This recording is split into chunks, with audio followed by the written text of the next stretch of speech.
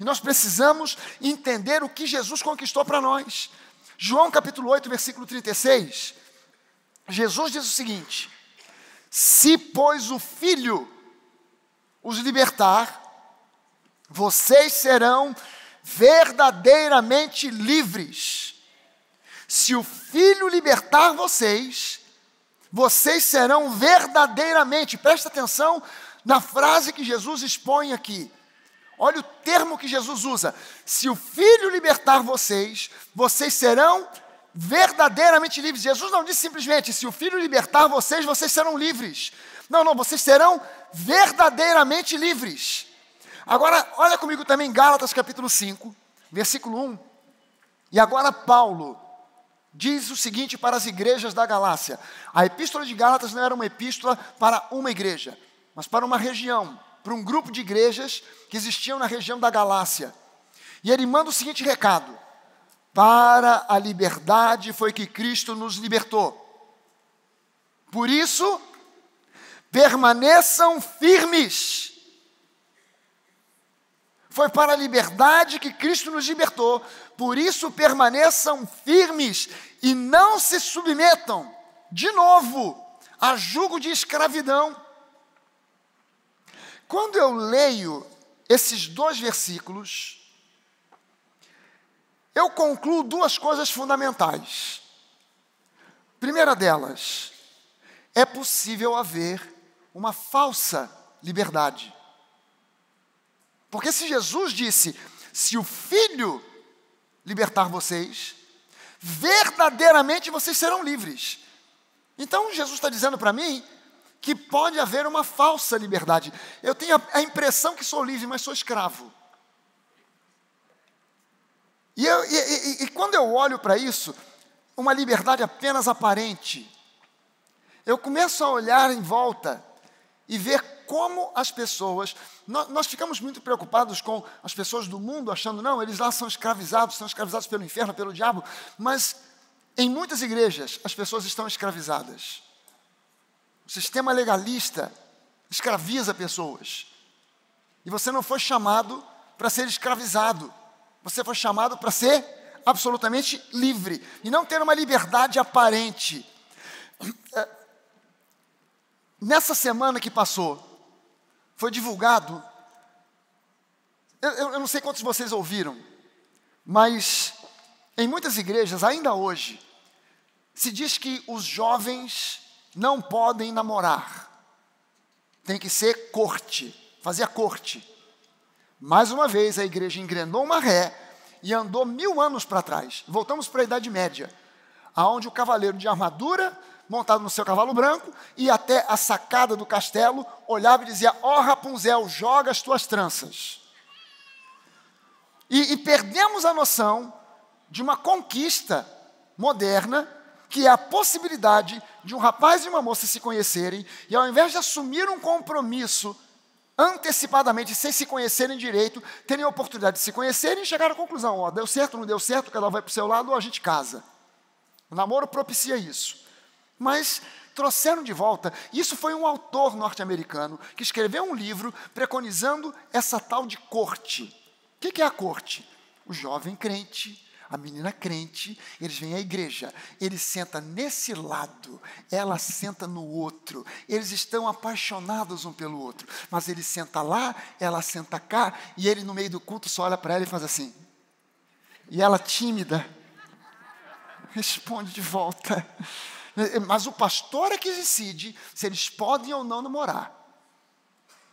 Aí o camarada que escreveu esse livro, na semana que passou, foi a público dar a seguinte declaração: eu e minha esposa estamos nos divorciando. Os meus filhos nunca adotaram o sistema da corte. Eu sempre tratei muito mal a minha esposa, também a minha família, estamos divorciando. Eu quero saber o que é que as igrejas que adotam esse sistema vão fazer agora. Eu queria saber, porque há anos eu falo contra essa porcaria, E eu quero saber agora o que as igrejas que adotam ou têm adotado esse sistema vão fazer com isso, uma vez que o cara que foi o que desencadeou esse negócio, ele mesmo teve a sua vida familiar destruída, e ele mesmo disse: eu quero pedir perdão, porque na verdade eu não acreditava em nada daquilo que eu escrevi. O que vão fazer agora com esse troço? Você sabe o que é isso? Fomos chamados para a liberdade, Jesus conquistou a liberdade para nós, aí a pessoa vem para a igreja e ela sai de uma prisão, cai dentro de outra. E nós fomos chamados para sermos livres. Segunda conclusão que eu chego é que é possível perder a liberdade que se possui. Jesus conquistou, você recebeu, mas é possível perder essa liberdade. Paulo, ele chama a atenção nesse versículo de Gálatas 5, dizendo: permaneçam firmes e não se submetam de novo a um jugo de escravidão. Não se permitam voltar a um sistema de escravidão. Gente, a genuína liberdade, presta atenção nisso aqui, a genuína liberdade, ela começa com um conhecimento. Veja que Jesus disse: e vocês conhecerão a verdade, e a verdade nos libertará. A verdadeira liberdade começa com um conhecimento que deve ser revelado à nossa mente e ao nosso espírito pela palavra de Deus. A verdadeira liberdade não vem através de um curso que eu faço para aprender sobre Platão, Aristóteles, Nietzsche, Hegel e os filósofos. Não, a verdadeira liberdade, ela começa com um conhecimento no meu espírito, revelado pelo Espírito Santo de Deus, a respeito da palavra de Deus. Martin Luther King Jr., que eu creio que todo mundo aqui conhece e deveria conhecer, pastor reverendo Martin Luther King Jr., ele disse o seguinte: eu sou um seguidor dos ditos e escritos do Martin Luther King. Olha só o que ele disse: lembre-se que a liberdade jamais é dada voluntariamente pelo opressor. Ela precisa ser exigida pelo oprimido. A liberdade jamais é dada gratuitamente. Você acha que o diabo, ele cede a liberdade simplesmente porque você agora diz que frequenta uma igreja? Não, ele vai sempre tentar te trazer de volta para a escravidão, e por isso Paulo alerta: não se submetam de novo a jugo de escravidão. A genuína liberdade começa com esse conhecimento revelado na nossa mente e no nosso espírito, e há uma luta constante, e essa é a verdadeira guerra espiritual. Essa é a genuína guerra espiritual, é no campo de batalha da mente, é uma luta, é uma guerra, pela uma disputa, pela sua mente, ou seja, pelo seu intelecto, e também pelo seu coração, ou seja, pelos seus sentimentos. Agora olha só, eu propus aqui uma equação que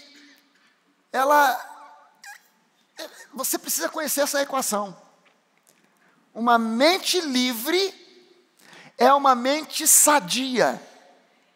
E uma mente sadia é o princípio para uma vida abençoada. Se você quiser ler isso de trás para frente, também dá certo. Para eu ter uma vida abençoada, eu preciso de uma mente sadia. E uma mente, para ser sadia, precisa ser livre. O mundo pensa que é livre. As pessoas lá fora pensam que são livres. Elas são mais escravizadas do que elas imaginam. Nós fomos libertos por Jesus para sermos livres. Mas sem Jesus, a sua liberdade de pensamento está mais comprometida do que você possa imaginar. Somente em Cristo a sua mente se torna genuinamente livre. Somente em Cristo. Não há outra possibilidade. Somente em Cristo você se torna genuinamente livre. Lucas no capítulo 13, eu não vou ler a passagem aqui, mas você pode anotar se você quiser. Lucas capítulo 13, dos versículos 10 a 17, é um relato da cura de uma mulher que andava encurvada havia 18 anos. 18 anos, e Jesus curou essa mulher, e o chefe da sinagoga ficou aborrecido e criticou Jesus, porque ele curou essa mulher num dia de Shabat, no sábado. E muitas das curas que Jesus promoveu, ele fez justamente no Shabat. Você lê os evangelhos, vai ver que no sábado Jesus curava a 3x2, justamente para estabelecer uma correlação entre cura e descanso. Entre cura e descanso. Entrar no descanso para sermos curados.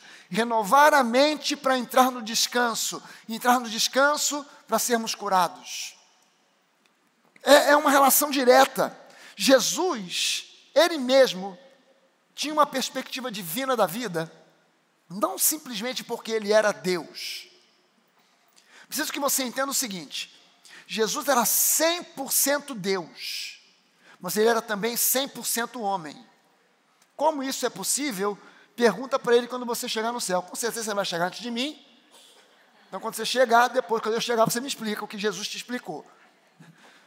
Ele era 100% Deus, mas 100% homem. Dê uma olhada no livro de Filipenses, capítulo 2, do versículo 5 em diante, e você vai ver Paulo escrevendo para a igreja de Filipos, dizendo: tenham em vocês o mesmo sentimento, a mesma atitude que houve em Cristo Jesus, porque ele, sendo Deus, não julgou como usurpação ser igual a Deus, mas abriu mão dos seus direitos e privilégios para se tornar como um de nós, e se manifestou nesse mundo em forma de servo.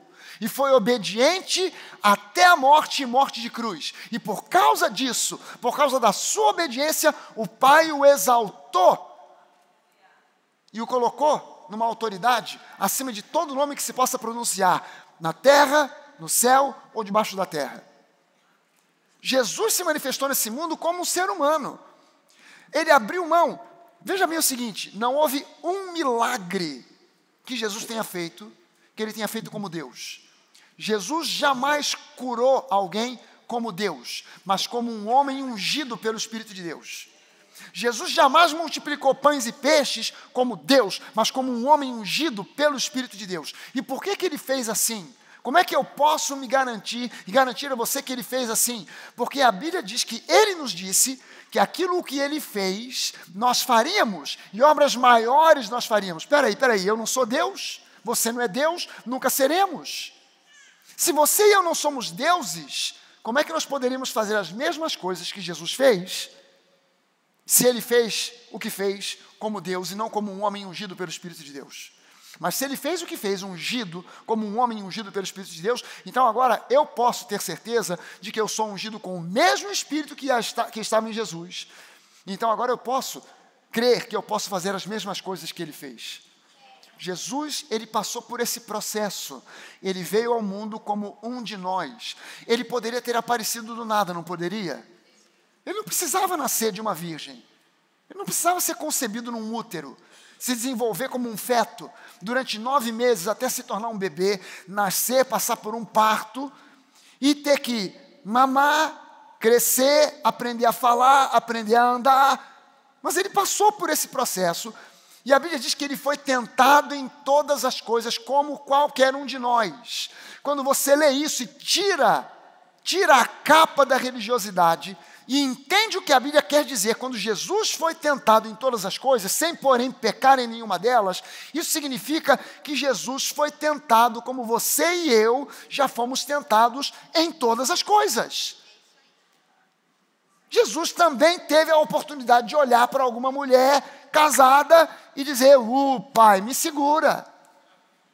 Ele teve a oportunidade de meter a mão em algo que não era dele e ser tentado a ir lá e pegar. Ele foi tentado em todas as coisas. Não veja Jesus assim com essa figura: estou nem aí. Passando assim, nem anda, flutua. Não, entenda Jesus como o homem, o filho do homem. O filho do homem, que foi tentado em todas as coisas. Agora, quando você começa a entender isso, você começa a entender que Jesus tinha uma perspectiva divina da vida, não simplesmente porque ele era Deus, mas porque, como homem, ele gastava tempo meditando na palavra e fazia isso desde criança. A Bíblia fala para nós lá em Lucas 2, que numa dessas festas, uma das 3 festas, Páscoa, Pentecostes e Tabernáculo, são 3 festas que o povo de Deus tinha que ir ao templo em Jerusalém. Tinha que fazer uma peregrinação até o templo. E aí vai Maria, José, Jesus, a família, vai toda até Jerusalém. Na hora de voltar, Maria e José não se preocuparam com Jesus. Por quê? Porque eles eram de uma vila pequena, Nazaré. E todo mundo ali se conhece. Então, Jesus não está aqui com a mãe, não está aqui com o pai, mas certamente está com alguém. Conhecido, algum amigo, algum vizinho, algum parente. E aí, de repente, depois de um tempo, eles olharam e falaram assim, mas Jesus está aí contigo? Não, não está. Está com você? Também não está. Está com você? Também não está. Não está com ninguém? Cadê Jesus? Jesus sumiu. Vamos voltar para procurar Jesus. E quando eles voltam, chegam no templo, está Jesus com 12 anos de idade, sentado discutindo sobre a palavra com os sábios, homens de barba branca, de cabelos brancos. Está Jesus discutindo com eles, não porque ele era Deus, mas porque ele meditava na palavra.